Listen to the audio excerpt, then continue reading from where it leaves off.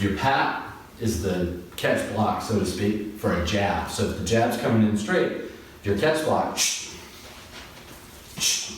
goes in like this. What has to happen is the rear foot has to go back, and you catch it a little bit. Think about if you're up top and you don't step back and this hits hard, you get thrown off balance. So you want to kind of step back to be able to receive it. So if you notice where the face is, my hand goes where my face was, so that I can take the sting out of the punch a little bit. I'm not trying to grab it, I'm just trying to touch it, and then come back. Think about trying to pop the end of the hand, and then come back.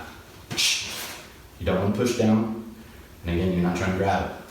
Also, the biggest mistake people I see do a lot when they start out is trying to reach for it here. They'll try to really reach for it. You don't want that. You just want to here, and then come back. Think of it as if you had a catcher's mitt on, you're catching a baseball. So it's just there. If it's coming right for you, boom, you put it right up in front.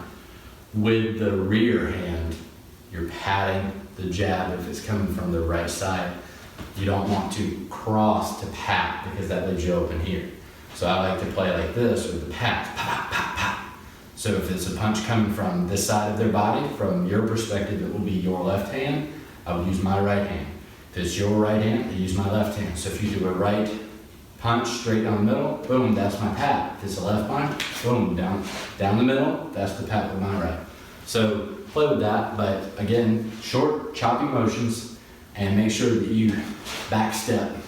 Not even a full step and slide, just a little back step when you do it, so that your head moves back and your hand can move in where your head was. Shoulder roll is great for the cross. So it looks like this.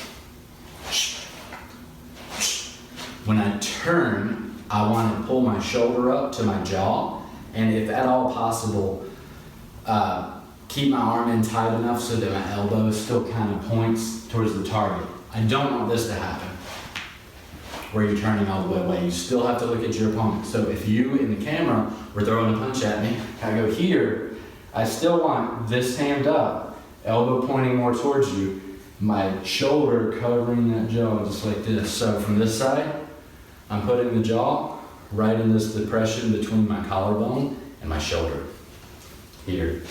When the punch is coming in straight, as it's coming in, you're trying to cover. When it hits the shoulder, let it glance, that's no problem. You're not trying to get out of the way of the punch altogether. You want it to glance more than anything. As the punch is coming in, if the punch is coming in right here, if you bump it, this is a little more advanced, then the punch goes that way. But you really have to think about just covering the jaw more than anything. And also, how do you do it without going too far so you can fight back? If you go too far and the person's behind you, say the bag is my opponent, and I go too far, I can't see what's coming next. So if I can punch in the kidney or stomp in the leg, it's no good. So I gotta go here like this and still be able to look at it. So when I come up like this, I keep my hand right over my liver, my floating ribs, elbow stays a little forward. You can tuck it into, that's fine, but don't drop the hand. So don't get into this habit to come back, because then again, it's not useful. So from here, that'd be a good time to use back fist if there's an opening. But from here, come back. This rear hand stays up. Right now, it's just hovering. It's like a neutral. If you ever driven a manual car, you got the neutral position. It can go in any direction. That's what this rear hand's doing for that one. So I'm here like so, and I come back here, come back. Defense to the hook. Cover high, and then cover low, because we're going to talk about hooks to the body and to the head. So cover high, cover low. Other side, cover high, cover low. Lead side again, cover high, cover low, cover high, cover low. From the camera's perspective, cover high, cover low, cover high, cover low. When you do a cover high, you notice that I'm hiding my chin with my shoulder, elbows pointing forward. Think about the elbow pointing at their chest. And the hand, I'm not cupping my ear, nor am I holding my head. It's out a little bit, but it's not wide, because if I go wide, I'm open to a counterattack. So I'm going to cover high here. Imagine I'm going to lay down on a pillow, and I have my hands like this, so it's just the one hand.